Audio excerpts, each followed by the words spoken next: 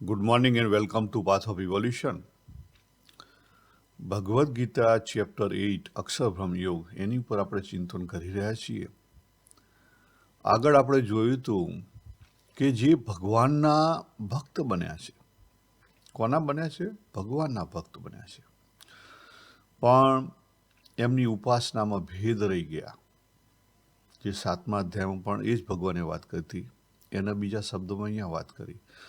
જેની ઉપાસનામાં ભેદ રહી ગયા છે એ લોકોને પ્રાપ્તિમાં ભેદ રહી જાય. કારણ કે 7મો અધ્યાય ભગવાને ચાલુ કર્યો તો 7મા અધ્યાયના ત્રીજામાં શું? તત્વરૂપ પરમાત્મા સમજવા, એ વિજ્ઞાન સહિત જ્ઞાનની વાત હતી. તત્વરૂપ પરમાત્મા એટલે પરમાત્માનું સમગ્ર સ્વરૂપ. તો જ્યારે ભગવાન પરમાત્મા એ સમગ્ર સ્વરૂપથી આપણે એને એક્સેપ્ટ કરી શકીએ ત્યારે આપણી જે ગતિ છે એ ગતિ કેવી થાય? પરમાત્મા સ્વરૂપમાં આપણે પામી જઈએ, પછી ફરી આવવા જવાનું રહે નહીં. પરંતુ જ્યાં સુધી સમગ્રનું એક્સેપ્ટન્સ નથી થયું, ક્યાંક અટવાયેલા છીએ, ત્યાં સુધી આપણી ગતિ બીજા લોક સુધી થાય. પછી એ સ્વર્ગલોક હોય કે બ્રહ્મલોક હોય કે બીજું કોઈ ધામ હોય. બરાબર? તો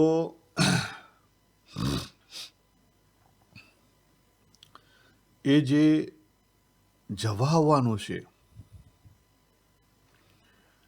અને કેવી રીતે જવા આવવાનું છે, કેવી રીતે જાય છે, એની વાત હવે આગળ ભગવાન કરે છે. તો 23મા શ્લોકની અંદર ભગવાને કીધું કે હે ભરત શ્રેષ્ઠ અર્જુન, જે કાળે, જે સમયે શરીર છોડીને ગયેલા યોગીઓ, યોગી શબ્દ કેમ વાપર્યો છે? કારણ કે ભગવાનના ભક્ત માટે છે. બરાબર? અને વિશેષ આ જે ચેપ્ટર છે એની અંદર ભગવાને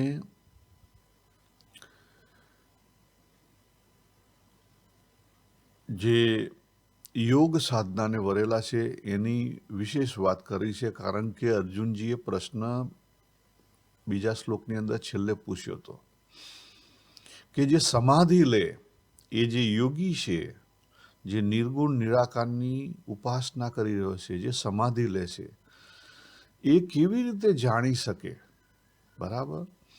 કારણ કે એની પાસે આપણા કરતાં એક્સેસ વધારે હોય, પણ ભગવાને આખા ચેપ્ટરમાં દરેક પાઠ લઈ લીધા, બધું જ લઈ લીધું. બરાબર? પ્રાપ્તિમાં ફેર નથી, એ યાદ રાખો. તમે સાધન ગમે તે કરો, પ્રાપ્તિમાં ફેર નથી. પ્રાપ્તિમાં ફેર ક્યારે પડે? તમારી જે ઈષ્ટ દેવતાની સમજણ છે એમાં ફેર પડે તો. એટલે પ્રાપ્તિનો ફેર ઉપાસનાને લઈને છે. બરાબર? એટલે ઉપાસના કઈ? આજે આપણે સામાન્ય જે ઉપાસના કરી છે એ નહીં. ઉપાસના મીન્સ અંદરની જે નિષ્ઠા છે, એક્સેપ્ટન્સ છે એની ઉપર. બહારની જે આહ્નિક કરી છે એ ઉપાસના નહીં માનો.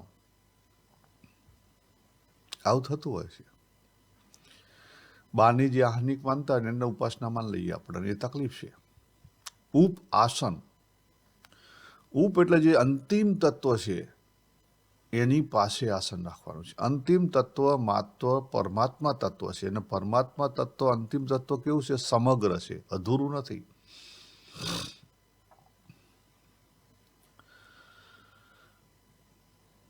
તો ત્યાં શું કીધું કે જે કાળે શરીર છોડીને ગયેલા યોગીઓ પરત ન આવનારી ગતિને પ્રાપ્ત થાય છે, અને પરત આવનારી ગતિને પ્રાપ્ત થાય છે. એટલે કે કયો માર્ગ? બરાબર? કયા માર્ગે જઈએ તો પાછું અવાય ને કયા માર્ગે જઈએ તો પાછું ન અવાય તે કાળને એટલે કે માર્ગને, હવે બે માર્ગ થયા ને, હું કહીશ, ભગવાન અહીં કહે છે કે જે ભગવાનના ભક્ત થયા એમની ગતિ માટે બે માર્ગ છે. કેટલા માર્ગ છે? બે માર્ગ છે. હવે જે ગતિ છે, જે અભક્ત થયો આસુરી છે, એની તો આપણે વાત નથી કરતા. જે ભક્ત છે એની જ માત્ર વાત થાય છે. બરાબર? એટલે જે સંપૂર્ણ માયામાં ઘેરાયેલા છે, અંધકારમાં ઘેરાયેલા છે, એને ગતિની ખબર પડે નહીં. એને ગતિની ખબર પડે નહીં. પણ જે યોગ સાધનામાં જેને એક્સેસ વધારેલો છે એ જોઈ શકે. અને બીજા ભગવાનના ભક્ત છે એને શું થાય? ભગવાન ઈષ્ટદેવ મદદ કરે. જો ઘણી જગ્યાએ તમે વાંચ્યું હશે અથવા સાંભળ્યું હશે કે બીજા જેનો એક્સેસ વધારે હોય અથવા ભગવાનની કૃપા થઈ હોય એવા ભક્તોને દેખાય કે આ ભક્ત છે એમને કોઈ લેવા આવ્યું ને ગયા. બરાબર? કહેતા ઈષ્ટદેવ મદદ કરે. પેલા પોતાની સ્થિતિથી જોઈ શકે અને પેલો સાચો ભક્ત છે જે યોગ સાધના નથી વરે પણ બીજા સાધનો વરેલો છે, ભક્તિમાં કે જ્ઞાનમાં કે બીજામાં. તો એના દેહની લિમિટેશન છે, એના માઇન્ડની લિમિટેશન છે, પણ એને ઈષ્ટદેવ મદદ કરે. હવે પછી ત્યાંથી બે ભાગમાં વેચાય. જેની જેવી સમજણ, જેની સમજણ છે કહેતા સકામ સાધના છે. કેવી સાધના છે? સકામ સાધના છે. કંઈક મેળવવાની આશા છે, લોક ધામ, બીજું કંઈ નથી મેળવવું, પણ છતાં અંદરથી લોક ધામ તનુ, બરાબર, કંઈક આઈડેન્ટિટી, તો એ બધા આ બ્રહ્મલોક સુધી જાય. અને જેની અનન્ય ભક્તિ છે, કેવી ભક્તિ છે? જેની અનન્ય ભક્તિ છે એ ભગવાનમાં ભળી જાય. આ જે અનન્ય ભક્તિ છે ને, એ અનન્ય ભક્તિ બહુ જ જરૂરી છે. એની સમજણ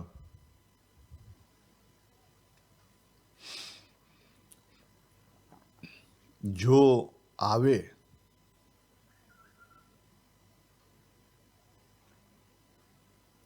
કારણ કે એન્ડ ઓફ ધ ડે આપણે ભક્તિ કરીને અનન્યની થવી જોઈએ. અને અનન્યની ભક્તિ ક્યારે થાય? હું તમને કહું છું કે જે સમગ્રની સાધનાનું જો એક્સેપ્ટન્સ થાય, પરમાત્મા સમગ્ર રૂપે એક્સેપ્ટ થાય તો અનન્યની ભક્તિ આપણી ખીલે. બાકી અનન્યની ભક્તિ થાય નહીં, શક્ય નથી. It's not easy. કારણ કે અનન્યનો શું થયો? અન્ય નહીં ઇતિ અનન્ય. બીજું કંઈ છે જ નહીં. બીજું કંઈ નથી એટલે આપણું પોતાનું પણ અસ્તિત્વ નથી. અનન્યની ભક્તિ તમે બે રીતે કરી શકો. એક દાસત્વથી કરી શકો, કારણ કે તમારો હું ઓગળી જાય કમ્પ્લીટલી, અથવા તમે જ્ઞાનથી અક્ષરરૂપ થઈ જાઓ. જ્ઞાનથી અક્ષરરૂપ થઈ જાઓ તો પણ એ જે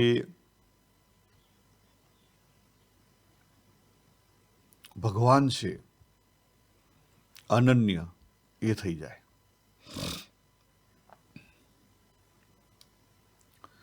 તો આ સમજવાનું છે. અને જો ભગવાન કૃષ્ણએ તો ભગવદ્ ગીતામાં દરેક અધ્યાયમાં અનન્યની વાત કરી. દરેક અધ્યાયમાં અનન્યની વાત કરી છે. લઈ જઈ અને આખરે ત્યાં જ મૂકે. જ્યારે સ્વામિનારાયણ ભગવાને પણ ઘણા બધા જે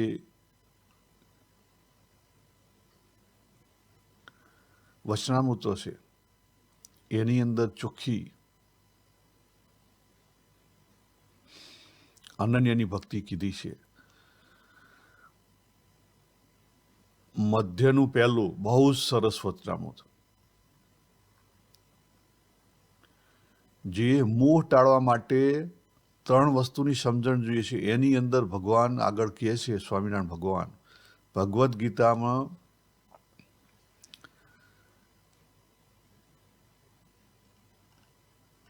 જે શ્લોક છે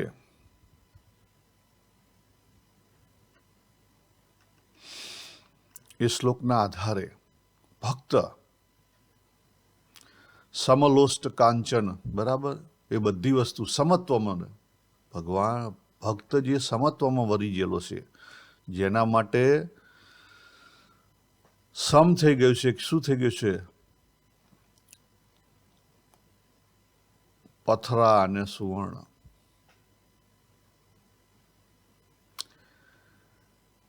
ત્યાં શું કહે છે સ્વામિનારાયણ ભગવાન?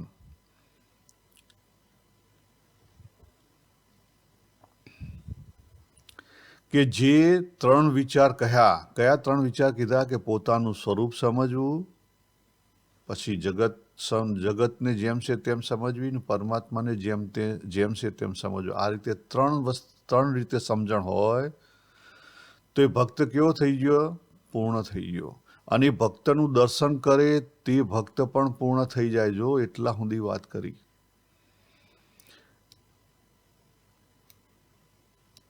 પછી આગળ કહે છે, એવી રીતે ભગવાનના સ્પર્ધાધિક પણ પોતાના ભક્તને પૂર્ણ કામ કરે છે. અને માઇક જે વિષય સંબંધી સુખ તે તો સર્વે નાશવંત છે, અને ભગવાન સંબંધી સુખ તો અખંડ છે. એવો જે ભગવાનના સ્વરૂપનો મહિમા, મહાત્માનો વિચાર તે અતિ દ્રઢ કરવો. અને જે 3 વિચાર કહ્યા તેને કરીને વિષયમાંથી આસક્તિ ટળી જાય. અને જ્યારે વિષયમાંથી આસક્તિ ટળે ત્યારે વિષય સારા છે કે નસરા છે એનો ભેદ રહે નહીં. ભેદ ના રહે એનો શું થયો? એમાં અંદરથી રાગ અને દ્વેષનો ભાવ ઊભો ના થાય. રાગ અને દ્વેષનો ભાવ ઊભો ના થાય એટલે કે ગાંઠપણ નથી કરવાનું. વ્યવહાર પ્રમાણે કરવાનો છે, પણ આપણી અંદરથી જે સારા અને ખરાબના જે ભાવ ઊભા થાય છે એ ભાવ ઊભા ના થાય. આ સાચી સમજણ આવે તો થાય. એટલે ભગવાન કહે છે કે જે મારો ભક્ત છે પાક્કો સ્વામિનારાયણ છે, બરાબર, એ કોઈની બાજુમાં બેઠો હોય અને માણસ દારૂ પીને બેઠો હોય કે માણસ માંસ મચ્છી ખાતો હોય તો અંદર ખરાબ વિચાર ના આવવો જોઈએ એની વખતે. કેમ ના આવવો જોઈએ? જો બહુ આ છે ને બહુ ઊંડાણવાળું છે. આપણે બીજાને મદદ કરવાની છે, નો ડાઉટ. આપણે બીજાની સેવા કરવાની, મદદ કરવાની છે, પણ બીજાઓ આપણાથી કનિષ્ઠ છે એ સમજણ સાથે નહીં. આપણે જનરલી શું કરીએ છીએ? ઓ બિચારો આવો છે. આપણે કોકને બિચારો કહી દીધો તો શું થઈ ગયું? એને આપણે ડાઉનગ્રેડ કરી દીધો. આપણે કોને ડાઉનગ્રેડ કરીએ છીએ? એ જ જે તત્વ છે, પરમ તત્વ, એના થ્રુ પ્રકાશી ઋષિ, એને ડાઉનગ્રેડ કરીએ છીએ. મહારાજ સમજો. અને એ જો જશે ને, આપણે નાની બધા અભ્યાસમાં બહુ ભૂલો કરતા હોઈએ છીએ. આ અભ્યાસથી કાઢી નાખીએ ને સાવચેત રહીને તો આપણો ઉકેલ આવી જાય, પણ આપણે એ કરતા નહીં. ઘણી વાર તો ઉપરથી આપણને બહુ મજા આવે એમાં. આપણે જોઈએ જો સ્વામિનારાયણ ભગવાન આગળ શું કહે છે? જેવી રૂપવાન સ્ત્રી તેવી જ કુરૂપવાન સ્ત્રી ભાષે, ને તેવી રીતે પશુ પક્ષી લાકડા છાણા પથરા સુવર્ણ સર્વને તુલ્ય ભાવે જુએ, પણ સારું પદાર્થ દેખીને તેમાં મોહ ન પામે. જો અહીંયા મોહની વાત કરી છે. આ લોક માટે આપણે રૂપિયાની જરૂર છે, અને તો શું કરવું પડે? જોબ કરવા જવી પડે, બરાબર. બેંક બેલેન્સ આવે ત્યાં જે નિયમ ધર્મ પ્રમાણે જે કંઈ આપણે ખર્ચ થતા હોય, દાન દક્ષિણા થતી હોય કરવી, બોલ્યા ચાલ્યા વગર, નામ લખાયા વગર, બરાબર, જ્યાં તમને ઈચ્છા હોય ત્યાં. પણ એને વધારે પડતું પંપાડવું નહીં. ઘણી વાર આપણે પંપાડવાની બહુ ટેવ હોય. દરેક મહિને આપણે બેંક એકાઉન્ટ ચેક કરીએ, પગાર આવ્યો કે નહીં, કેટલો આવ્યો, કેવી રીતે આવ્યો. સાધક બન્યા પછી એ ઓછું કરી દેવો, જોઈ લેવો, એવું જોઈ ના લેવો નહીં, પણ બહુ એની પ્રત્યે મોહ નહીં રાખો. પછી બહુ ઝીણું ઝીણું પૈસો લખીએ એ નહીં લખવું, કારણ કે એકવાર તમે એમાં ભરાઈ ગયા ને, મુશ્કેલીનો પાર નહીં. તો તમે કહેશો કે સાહેબ અમે તો કે એકાઉન્ટ પેલા કાઉન્ટર ઉપર છીએ તો અમારું શું? કશું વાંધો નહીં, વ્યવહાર કરો. કાઉન્ટર પર વ્યવહાર નહીં કરો નહીં, પણ વ્યવહારની રીતે રાખો, એથી ઊંડા ના ઉતરવું. બાકી મને ખબર છે કે જ્યારે તમને 10 સેન્ટ ગણવાની જો ટેવ પડી ગઈ ને, તો પછી આખી લાઈફ એ ટેવ નહીં જાય, અને આખી લાઈફ તમે ચુંગી વેળાકમાં જતા રહેશે, કારણ કે રૂપિયાનો મોહ છૂટતો નથી ત્યાં. એટલે મારે કહેવાનો અર્થ એ નથી કે તમે રૂપિયા નાખી દો, રૂપિયાનો મોહ ના જોઈએ. રૂપિયા ભલે રહ્યા, રૂપિયાનો મોહ નહીં હોય એનો અર્થ એ નથી કે તમે બહુ દાન દક્ષિણા કરે તમારી જોડે રૂપિયાનો મોહ નથી. ના ના ના ના, અંદરની સમજણનો ફેર છે, બહારની સમજણને કોઈ લેવા દેવા નથી. બહારની સમજણને કોઈ લેવા દેવા નથી. આપણે ત્યાં હવે ને બધું થોડુંક અવરું થયું છે, કારણ કે દેખાદેખી કરાવવાનું. આપણે ત્યાં જો છેલ્લા 20 વર્ષમાં મેં જોયું, ગુજરાતની અંદર બધું દેખાદેખી બહુ વધી જાય છે, અને સારા સારા સંતો મહાત્માઓની સભાની અંદર પણ દેખાદેખીનું જ પ્રદર્શન કરવામાં આવતું હોય છે કે ઓ આમને આટલી સેવા કરી દીધી. ઇટ્સ ગુડ થિંગ, પણ જાહેરમાં તમે એકને વધારે કરો અને બીજાને ડાઉનગ્રેડ કરો, દેટ્સ અ રોંગ થિંગ. બરાબર છે, એક્ઝામ્પલ આપવા જરૂરી છે, પણ એક હદથી એક્ઝામ્પલ વધારે અપાય continuous, that's not good thing spirituality માટે. કારણ કે નહીં તો તમને સમત્વ કદી નહીં આવે. જો હું નહીં કહેતો સ્વામિનારાયણ ભગવાન કહે, અને હું તમને બતાવું કે કેટલી જગ્યાએ ભગવાને અનન્યની વાત કરી છે. પહેલું આપણે મધ્યના પહેલામાં જોઈ લઈએ, બરાબર. એવું જેને વર્તે તેને નિર્મોહી કહીએ, ને તે શ્રી કૃષ્ણ ભગવાને પણ ગીતામાં કહ્યું છે, સમલોષ્ટ કાંચન, બરાબર. એવા જેના લક્ષણ હોય તેને ભગવાનનું સ્વરૂપ તત્વે કરીને જાણ્યું છે. આ જે તત્વની વાત કરી છે ને, એ પણ સ્વામિનારાયણ ભગવાને કરેલી છે. આ એકલું વચનામૃત નહીં, પ્રથમનું 63 જુઓ, લોયા 7 જુઓ, પંચાળા 7 જુઓ, બીજા તો કેટલાય છે, આટલા તો મને યાદ છે. અને એને જ અનન્ય ભક્ત કહીએ, અને પ્રતિવત્તાનું અંગ પણ તેનું જ જાણવું, અને જ્ઞાની પણ તેને જ જાણવો, અને ભગવાન પણ તેની ઉપર જ રાજી થાય, એવો અતિશય વાલો છે. જો સ્વામિનારાયણ ભગવાન ક્યાં સુધી આપણને કહે છે, પ્રતિવત્તાની ભક્તિ પણ એની જ કીધી, જ્ઞાની પણ એને જ કીધો, અને ભગવાનનો રાજીપો એને જ મળે. તો આ જે અનન્યની ભક્તિ છે, બરાબર, એ બહુ જ અગત્યની છે. અનન્યની ભક્તિ ક્યારે થાય?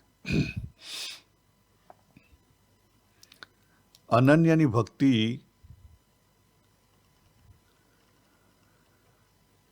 જ્યાં સુધી સમગ્ર તત્વ તરીકે ના સમજાય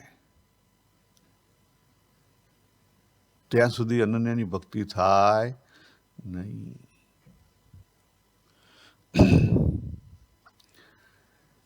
ભગવાને જો અનન્યની નિષ્ઠાની વાત કરી, બરાબર, તો એ પંચાળા 7ની અંદર કરી.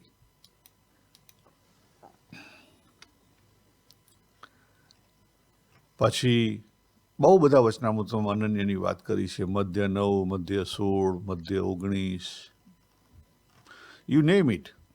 અનન્ય ભક્તની વાત કરી મધ્ય 65, અનન્ય ભક્તની વાત કરી મધ્ય 66, બરાબર. વડતાલ 5માં અનન્ય ભક્તની વાત કરી. અમદાવાદ 2માં અનન્યની ભક્તિની બહુ સરસ વાત કરી.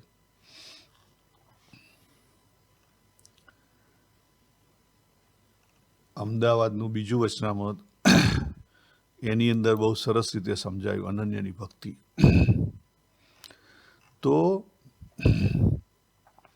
એ જે અનન્યની ભક્તિ કરવાની છે, તો કઈ રીતે કરવાની છે એ અમદાવાદ 2ની અંદર સમજાયું, કે જ્ઞાન પ્રલયથી આત્યંતિક પ્રલયમાં જવાનું છે આપણે. બરાબર. આગળ આપણે જોયું હતું 4 પ્રલય: નિત્ય પ્રલય, નિમિત્તિક પ્રલય, નિત્ય, બરાબર, પછી પ્રાકૃત પ્રલય.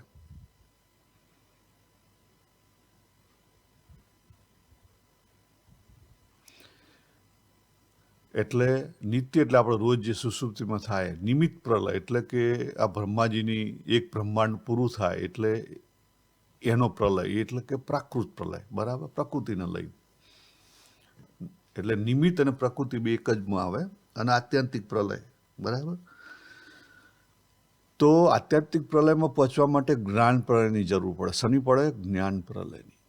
અને એ જ વાત ભગવાન કૃષ્ણ જ્ઞાન વિજ્ઞાન સાથે 7મા અધ્યાયથી ચાલુ કરી છે. વચ્ચે અર્જુનજીએ પ્રશ્ન પૂછ્યો છેલ્લે, એટલે ભગવાનને આ પાછું વચ્ચે બતાવવું પડ્યું.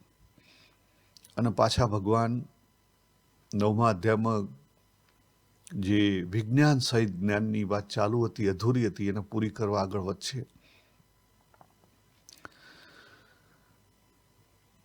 તો ત્યાં સ્વામિનારાયણ ભગવાન અમદાવાદ 2માં કહે છે, અને આ વાર્તા છે તે જે પરમેશ્વરનો અનન્ય ભક્ત છે અને એકાંતિક ભક્તના લક્ષણયુક્ત છે તેને જ સમજાય, બીજાને સમજાય નહીં. જ્ઞાન પ્રલય કરવો પડે મહારાજ.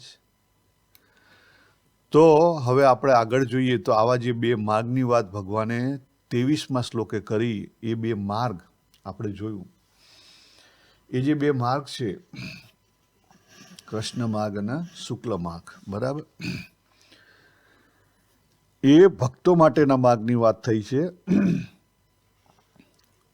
હવે આગળ શું કહે છે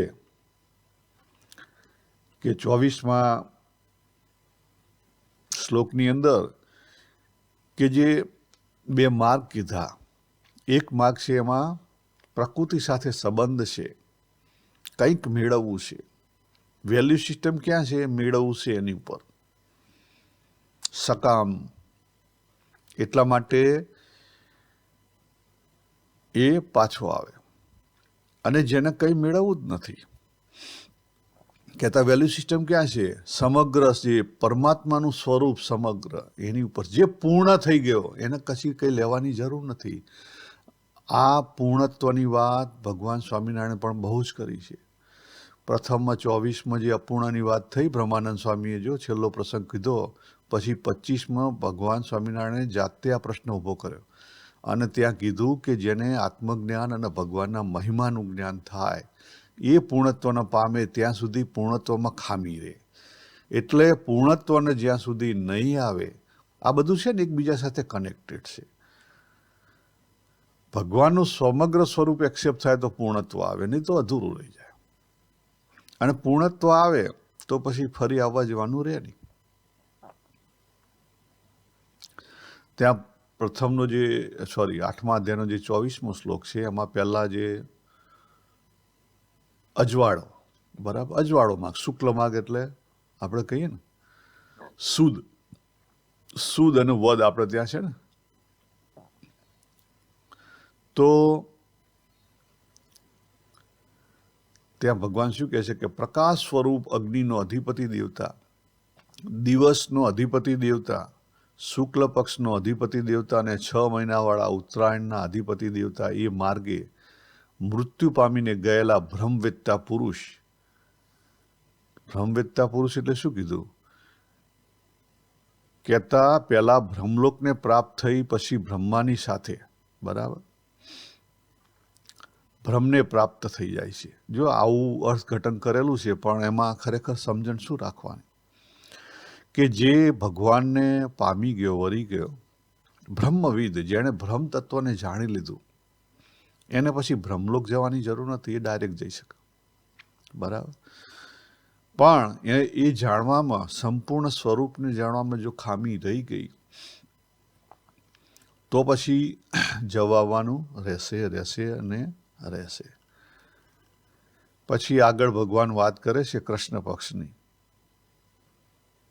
એટલે કે વદ માર્ગની, કે ધૂમનો અધિપતિ દેવતા, રાત્રિનો અધિપતિ દેવતા અને કૃષ્ણ પક્ષનો અધિપતિ દેવતા અને 6 મહિનાવાળા દક્ષિણે અધિપતિ દેવતા છે અને શરીર છોડીને માર્ગે ગયેલો સકામ કર્મ કરનાર યોગી ચંદ્રમાની જ્યોતિને પામીને પાછો આવે અર્થાત જન્મ મરણને પ્રાપ્ત થાય છે.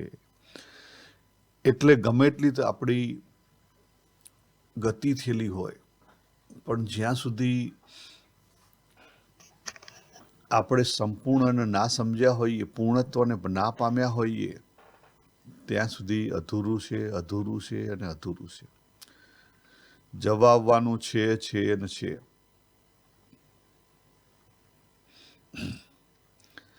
એટલે આપણો જે હેતુ છે સકામ છે કે નિષ્કામ છે, નિષ્કામ થયા પછી પણ આપણી સમજણ કઈ છે. ઘણીવાર આપણે બહારથી દેખાતું હોય કે હું તો નિષ્કામ છું, બરાબર, આપણે એવું કહેતા હોઈએ હું તો નિષ્કામ છું, હું તો સેવા કરું છું, હું તો નિષ્કામ સેવા કરું છું. પણ ચેક કરો મહારાજ, એ નિષ્કામ સેવાની પાછળ પણ હેતુ હશે. હેતુ વગરનું કોઈ કાર્ય હોય નહીં. તો નિષ્કામ કયા રીતે? આ હું તમને આજે પોઈન્ટ આપું છું. તો નિષ્કામ કઈ રીતે?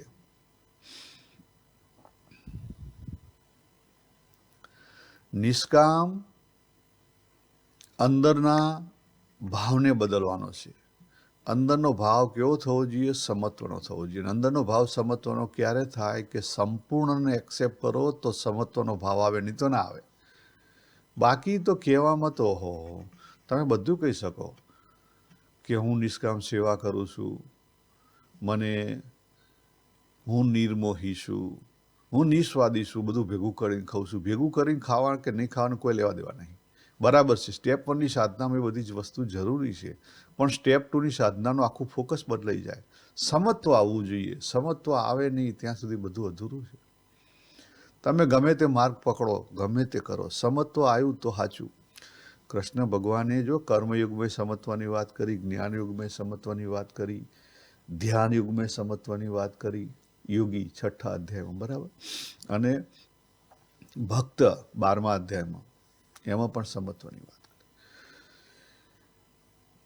એટલે બહારના દેખાવ કરતાં સાચી વસ્તુ છે ને પકડો તો ઉકેલ આવશે. આગળ ભગવાન 26મા શ્લોકમાં શું કહે છે?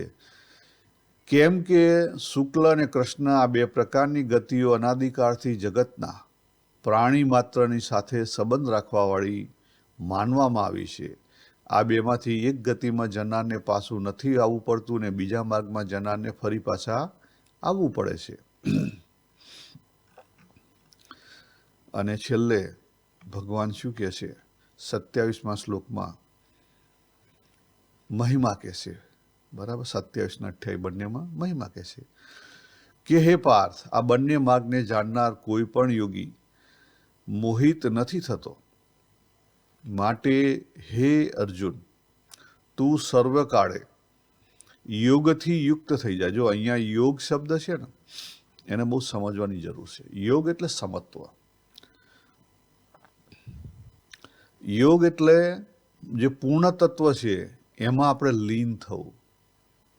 પૂર્ણ તત્વમાં લીન થઈએ તો સમત્વ આવે, બાકી ન આવે. જે સંપૂર્ણ છે એમાં લીન થવાય તો સમત્વ આવે, બાકી ના આવે. ભગવાને 1 થી 6 ચેપ્ટરની અંદર આપણને પોતાને તૈયાર કર્યા, જીવ તરીકે આપણને તૈયાર કર્યા, બરાબર. અને 7મા અધ્યાયથી ભગવાને ચાલુ કર્યું. શું ચાલુ કર્યું? વિભૂતિ સ્વરૂપ વિશે ચાલુ કર્યું. કહેતા ભગવાનનું જે એક્સપ્રેશન છે એની વાત ચાલુ કરી.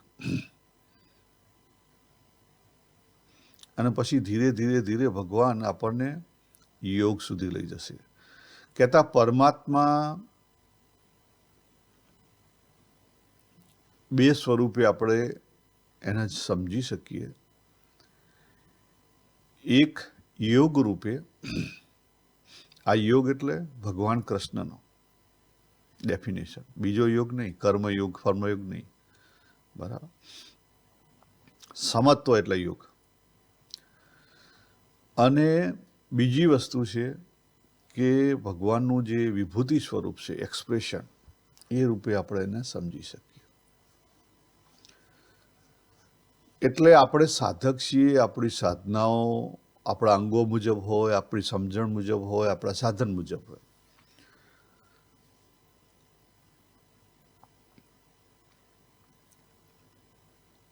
અહીંયા હું એક વાત કરીશ એ પહેલાં આપણે 28મો જે યોગીના મહિમાની વાત છે એને સમજી લઈએ કે યોગી આ જે અધ્યાયમાં જે વિષયને વાત કરી એને જાણી અને વેદોમાં, યજ્ઞોમાં, તપોમાં, દાનમાં જે ફળ, પૂર્ણ ફળ કયા છે તે સર્વે ફળ ઓળંગી જાય. ખ્યાલ આવે? એનો શું થયો કે દરેકનું ફળ હોય. તમે યજ્ઞ કરાવો તો તમને ફળ મળે, પણ થોડું મળે. જ્યારે તમારી સમજણ પાકી થાય તો તમારે ઘણું બધું ફળ મળે. બરાબર? એમાં સમજણ આપણી સ્વીકૃતિ સંપૂર્ણ નહીં થાય તો સંપૂર્ણ મળે અને આદિસ્થાન પરમાત્માને પ્રાપ્ત થઈ જાય છે. એટલે સાધના માર્ગની વાત કરી, સ્ટેપ બાય સ્ટેપ આગળ જવાની વાત કરી. તો આપણી જે સાધના છે, હું કાયમ કહેતો હોઉં છું કે મધ્ય 2 પ્રમાણે 3 સ્ટેપની સાધના, એ જ વાત ભગવદ્ ગીતામાં છે અને બધે છે.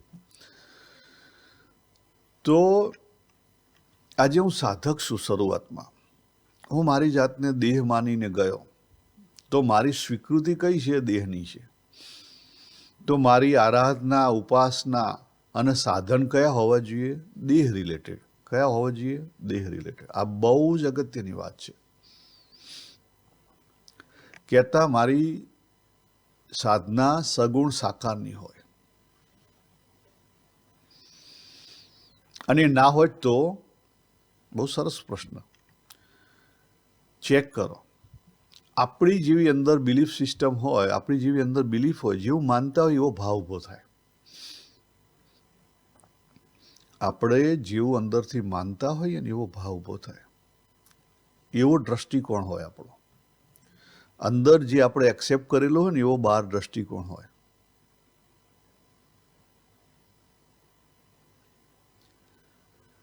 તો આપણે આપણી જાતને દેહ સ્વીકારેલો હોય એ સમયે આપણે સગુણ સાકાની સાધના કરવી કાં સ્ટેપ 1ની સાધના કરવી. ગઢડા મધ્ય 2 પ્રમાણે નિયમ ધર્મ બધી વસ્તુ.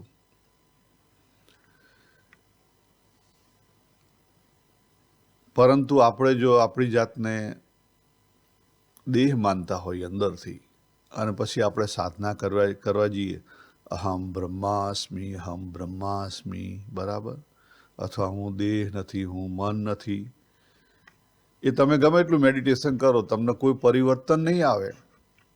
કેમ? એનું કારણ આ છે, આપણી અંદર સ્ટ્રોંગ બિલીફ છે. કોર બિલીફ કઈ છે? કે હું દેહ છું, હું આ દેહ છું. એક અંદર કોર સ્ટ્રોંગ બિલીફ છે. અને ઉપરથી આપણે કહીએ છીએ, બોલીએ છીએ કે હું આ દેહ નથી, હું આ મન નથી, હું આત્મા છું, હું બ્રહ્મ છું, હું અક્ષર છું. તો શું છે? બોલવા માટે તો સારું છે, થોડી ઘણી શાંતિ પણ કદાચ મળે કારણ કે આપણે વિચાર સારો કર્યો છે. પણ તરત જ બુદ્ધિ શું કહી દેશે કે જાજા ભાઈ, આપણી પોતાની જ બુદ્ધિ કહી દે કે એક બાજ જતો રહે, અંદર ઉતરવા જ ના દે. ખબર છે? અંદર ઉતરવા માટે, નિષ્ઠા કરવા માટે, લક્ષ્ય પાકું કરવા માટે, એ જે સબકોન્શિયસ છે એને ભેદવા માટે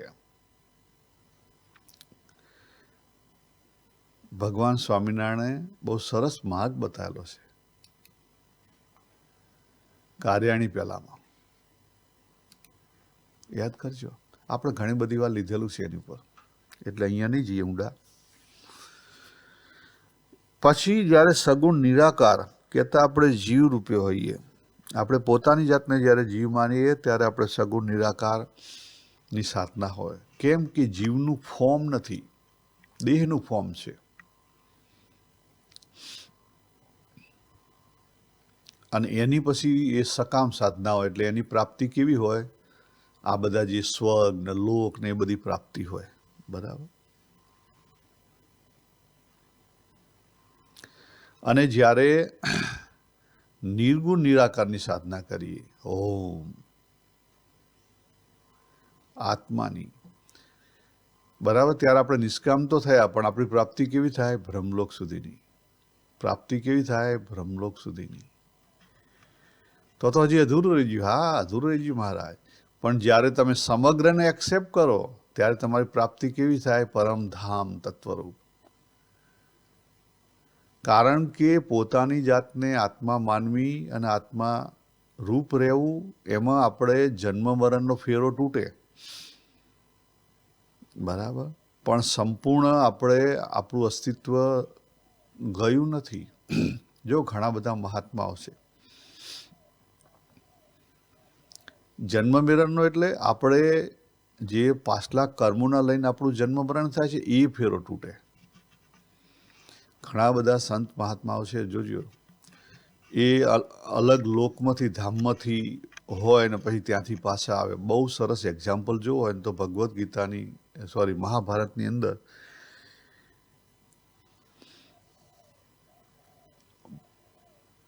ભીષ્મ દાદા. બરાબર. ભીષ્મ પિતામહ એ વસુ લોકમાંથી આવેલા હતા. બરાબર. એટલે આવા લોકમાંથી આવવા જવાનું બધું ચાલતું જ હોય. એટલે એ પોતે જાતે આવે. આત્મારૂપ થઈ ગયો એને બાસલા કર્મોને લઈને ના આવવાનું હોય, પણ પોતે જાતે આવે કે આ જગતને હું સુધારી દઉં, અને પછી આવે, કરે, થાકે, પાછા જાય. પણ માને નહીં કે ભગવાનનું સમગ્ર સ્વરૂપ. તો ભગવાને પછી એને કહે કે કંઈ વાંધો નહીં, થોડાક વધારે ધક્કા ખા. ખ્યાલ આવે? એટલે સાચી સમજણ, એન્ડ ઓફ ધ ડે અહીંથી લઈને શું જવાનું? સાચી સમજણ. સાચી સમજણ જો પકડી તો આપણો ઉકેલ આવશે. સાચી સમજણ નહીં પકડી તો ગયા. એટલે હવે ફરી જે ઉપાસનાની અંદર હું નહીં જાઉં, પણ હું એક વસ્તુ કહી દઉં કે છઠ્ઠા અધ્યાયમાં અંતમાં જે છઠ્ઠા અધ્યાય આખો યોગી ઉપર છે. બરાબર. યોગ સાધના ઉપર છે. તો ત્યાં ભગવાને અર્જુનને કીધું કે તું યોગી બની જા. ભગવાને બધી રીતે અર્જુનને કીધું. બરાબર.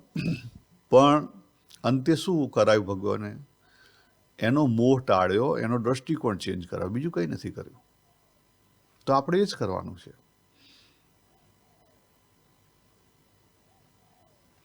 અને છઠ્ઠા અધ્યાયની અંદર યોગ ભ્રષ્ટની પણ વાતો છે. બરાબર. કે દાખલા તરીકે જે ભગવાનના માર્ગે વરેલો છે એ ગમે એટલો ભ્રષ્ટ થયો હોય, પણ એના પછી એન્ડ ઓફ ધ ડે ભગવાનની મદદ મળી જ રહે. કારણ કે એનો જે અંદરનો હેતુ છે, બરાબર, એ પરમાત્મા પ્રાપ્તિનો હેતુ છે. અંદરની જે કોર બિલીફ છે એ પરમાત્મા પ્રાપ્તિની છે.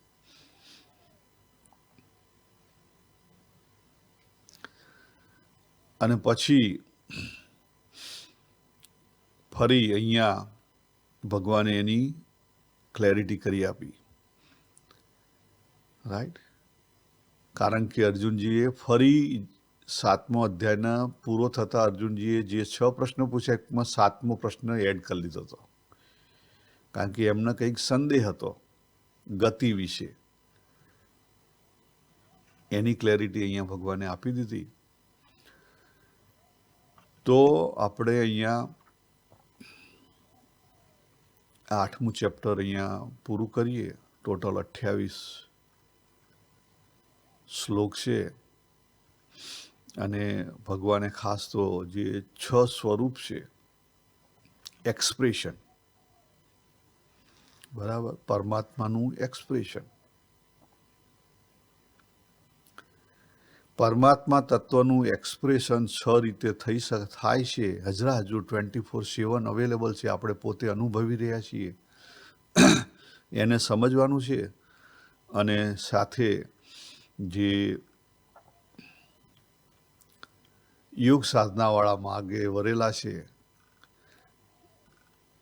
એ લોકોનું પણ સાથે લઈ લીધું, અને બીજા ભક્તોને પણ સાથે ભગવાને દયા કરીને લઈ લીધા. તો આપણે અહીંયા પૂરું કરીએ. સર્વેને જય શ્રી કૃષ્ણ. હરિઓમ તત્સત. હરિઓમ તત્સત. હરિઓમ તત્સત.